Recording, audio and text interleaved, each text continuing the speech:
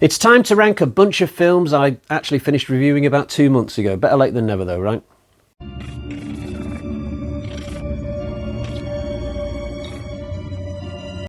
Hi guys, so before Christmas I reviewed all 4 Rec movies and then I went on to review both Quarantine movies, and today I'm going to be putting both franchises into the same ranking. And the reason why I'm doing that is because Quarantine is essentially a remake of Rec, so in my head it absolutely makes sense to merge these 2 series together in the same list.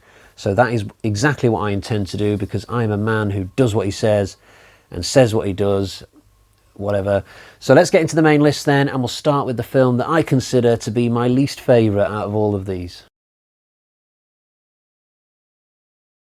So first up we have Rec Apocalypse, the 4th and final Rec film. They did know that this was going to be the last one when they made it, and yet it doesn't always feel like a final film somehow. The entirety of it takes place on like a big cruise ship type thing, which I think is a really cool location in theory for a zombie film or a film about infected. But the trouble is, because this is quite a low budget film, you only see like 3 or 4 different rooms on the ship, a couple of corridors. It doesn't feel like we've seen most of the ship somehow. If you've ever seen the film Under Siege with the big battleship, like in that film, by the end of it, it feels like you've seen every nook and cranny of this big battleship, and it's awesome. But that's obviously a high budget action Hollywood movie. Rec 4 is a considerably smaller production, so they can't show you everything about a ship. They're probably not even filming on a ship. It's like probably a studio somewhere or something. It's great that Manuela Velasco, the star of the first 2 Rec films, comes back for this, but on the whole, it's just a very average horror film. Honestly, if this wasn't part of the Rec brand, I would have probably forgotten this film like a day after I watched it. Next up we have Quarantine 1, a film that I still can't even be bothered to take the sticker off the box for. This is the straight up remake of Rec 1, and you know what, if it was an original film that had never been done before, I would probably claim it to be one of the unsung gems of American found footage. But because it's a remake, because there already exists this film in different form, I just don't really see the value in Quarantine 1, really. I mean, it is marginally different from the original film. We're not talking Psycho level of sameness, but there's just not enough that's different to really justify watching this one when you've already watched Rec. The minor changes that they've put in for this, some of them are quite positive, but there are also negative changes as well, especially when it comes to the stuff that happens in the firehouse near the beginning. So, you know what, I bought this copy just to do my review on this channel before Christmas, but I can't see myself slapping this on ever again. If I want to watch this story, I'll just watch Rec 1. And when I'm done with that, I won't then go and watch Quarantine as well. I'll just move on to Rec 2 or whatever. So, I don't know, it's... How do you judge it, you know? Technically speaking, this is a damn good horror film, but we just didn't need it. At number 4, we have Rec 3 Genesis. I don't want to call this the black sheep of the Rec films, but it's certainly different to all of the others. So the first 2 Rec films, you'd call those pure horror, and even Rec 4 as well. But this third one, it's a little bit lighter in tone. It's got different actors to all the other films. It does take place in the same universe as the other Rec films, but you'd only know that by watching them all, if you see what I mean. And you could definitely watch Rec 3 Genesis as its own standalone thing without ever having seen Rec 1 and 2. I love the performances of the 2 leads in this. They're really, really good. And for the first time ever in this series, this one isn't completely found footage. I think the first 20 minutes is found footage, and then we just go into what's basically a normal horror film.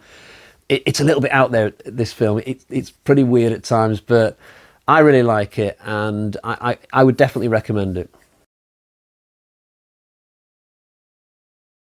So this one only just beat Rec 3 by the skin of its teeth. I think the reason why I've just plumped for this one in third spot is it just makes less errors, I guess, than Rec 3. The third film, it's really entertaining. It's got so many amazing little bits in it, but it also has some things that I would look to try and fix if it was up to me. But Rec 2 is just a perfect sequel almost. I wouldn't call it quite flawless, but it's not far off that. It carries off from the same night as Rec 1, a bit like Halloween 2 did from Halloween 1. these two films, 1 and 2, they just fit together like two perfectly intertwining jigsaw pieces, and I wish somebody would make one long cut of Rec 1 and 2. I think that would be awesome. And the cool thing is both of these two films are quite short as well. Like the first film's only about 75 minutes or something. This one's 81, so if you add those two numbers together, it only comes to like 150 going on 160 minutes, not even anywhere near 3 hours. So there's definitely one long cut of Rec 2 to be made, I think. You wouldn't even need to play them chronologically. You could sort of mix and match the stories a little bit, play around with it a little bit.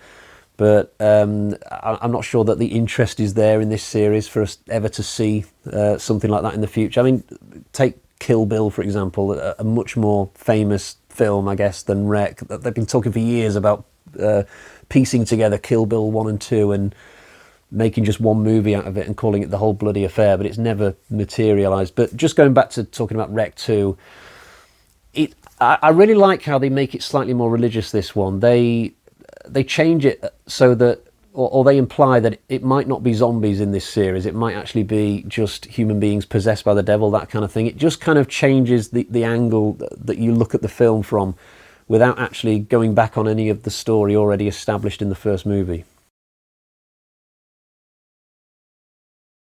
So in the runners-up spot, probably the biggest surprise to me out of all of these films, because I didn't expect much out of this, especially when I saw what the story was about. You know, a zombie film set in an airport, but with an extremely low kind of direct-to-video budget. But they get around that by setting the majority of the action in kind of like the maintenance areas beneath the main airport terminal. But it works quite well, actually, because it's nice and dark down there, and all these different tunnels and service stations and things, and it's a good location for horror. But the story overall is really exciting because we start out with this really kind of high tension plane ride so it goes off. I'm not sure where it's heading actually, but the virus, the outbreak starts up there, and then they have to make an emergency landing, and so then the characters are back in the airport, and there's quite a lot of them, 10 to 15, that kind of a number, and they all start to get whittled down. But it's just very exciting. I just really enjoyed this film from beginning to end. It's really, really cool. There's a scene late on which is kind of like a homage to the scene from The Thing where Kurt Russell's testing the blood and all that stuff. The government have got them all hemmed in eventually, so they can't even get out of this airport. Just a really, really well-made sequel, given how little money they obviously had. Yep, so I've got the original in the top spot. I don't know if this is a fairly obvious choice to be number one, but personally, I put it comfortably ahead of all the other films. I don't think it's a coincidence that the top two films today both have the best story. I mean, that is such a fundamental thing when it comes to making any film. You know, if you've got a great story as your starting block, you can really kick on from there. And Rec 1 has a great story. These firemen and journalists getting trapped in an apartment, and there's residents there, and then a zombie outbreak starts, or infected if you want to call them that. The government or the CDC close in, and they're not letting anybody out. It's just really excitingly shot, this film. It is found footage. It's a very brisk film, 75 minutes, but it's the perfect runtime for what this is. You get that great late twist in the highest apartment. Some really good comments, flattering comments on the front of this. Terror turned all the way up to 10, says the Daily Mirror. The scariest film ever, says Billy Chainsaw from Bazaar. That's a strange name for a journalist, Billy Chainsaw. I'm guessing that's not his original name. And I'm also guessing that he only reports on horror. But anyway, Rec 1 is my number one. Do let me know how you would rank these films in the comments below. And I guess I will thank you for joining me on my Rec/quarantine pilgrimage. And I'll be back to do another video very, very soon. Until next time, cheerio, bye-bye.